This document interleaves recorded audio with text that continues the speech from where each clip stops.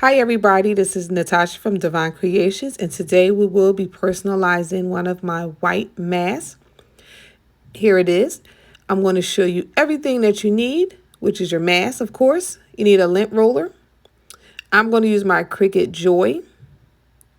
I'm also going to use, yep, there's that lint roller again.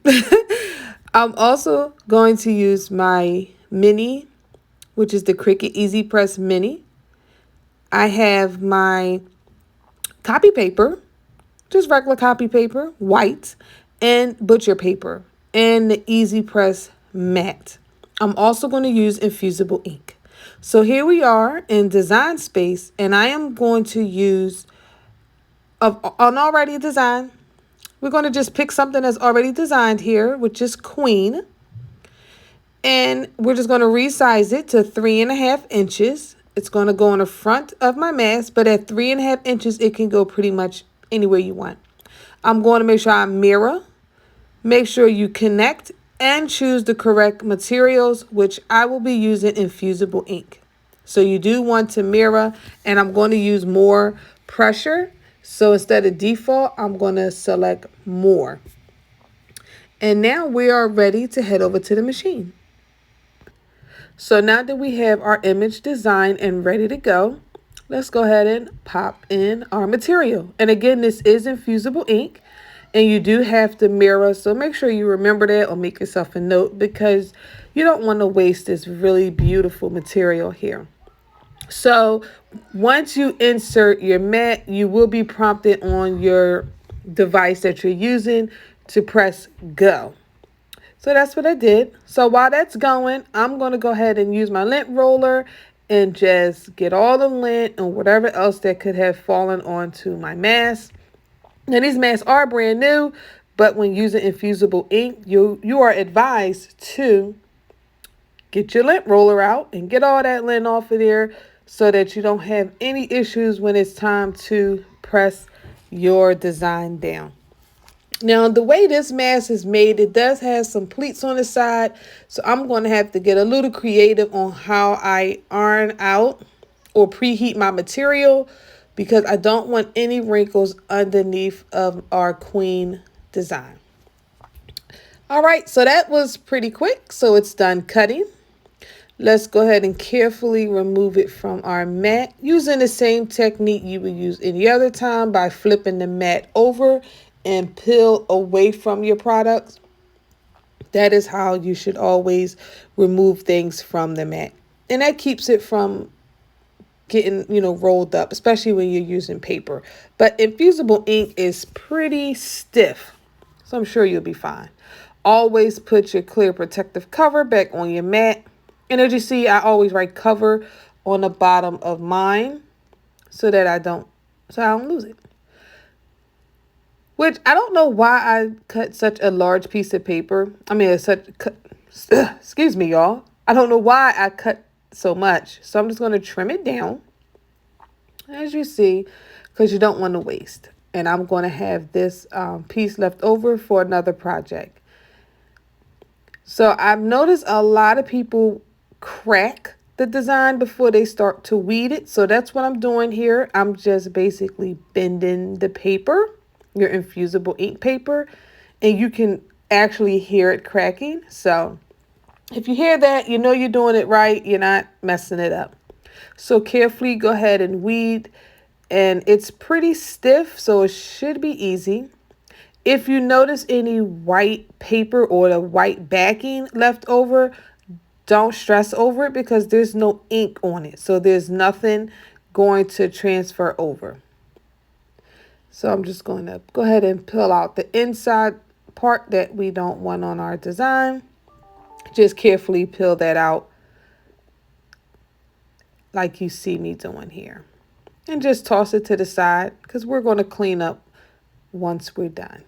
Because if you are familiar with my studio, I like to keep it very clean, neat, and organized.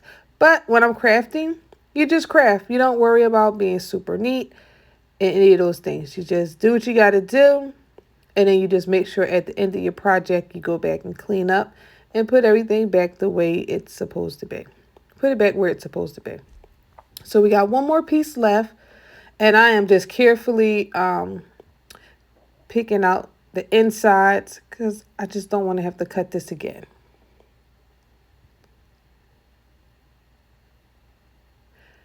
All right, so it's coming out pretty well.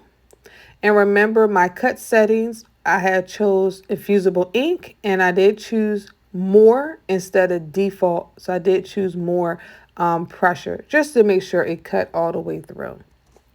So we're all done. Let's get that out the way. And now it's time for the fun part. We're going to go ahead and get everything prepped so that we can press our image down. Let's get started. All right, so our heat press mini is all ready to go, and we know that because it's green. I have it turned all the way up to the max. Not sure what their temperature is. I just turned it way up. I'm going to go ahead and preheat our material, and this is really going to help because I'm going to get all of those wrinkles out and flatten out the space I want to put the design. Because there are pleats in my mask, I want to make sure I get them out of the way, so I'm dealing with a really flat surface. So I'm just going to keep making sure I get in those corners, and then that's it for that step. Just going to make sure I have a lot of space here. This is probably overkill, but I really want to get a nice area to lay our design down. And overkill, let's go. Just joking.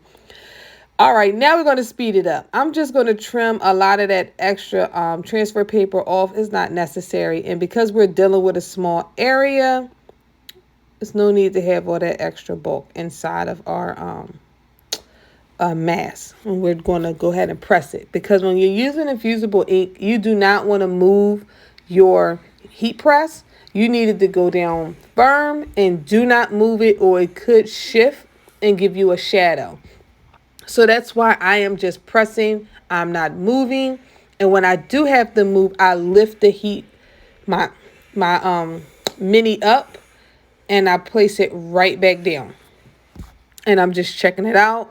And I'm going to go right back in. I'm not going to lift. I'm just going to press. And anytime I have to move it, I lift it and then press it back down. I don't slide it because that can shift our infusible ink and give us like a ghosting around the image. So you do need to let it cool down some because it is very hot. So please do not reach in and touch it. But it's been cooled, and let's reveal the design. Alrighty, look at that. That looks really nice. And it is some more ink left on there if you choose to use it again on a different project. But this came out really pretty. Look at that. The colors are vibrant. Now, keep in mind, this is a cotton mask.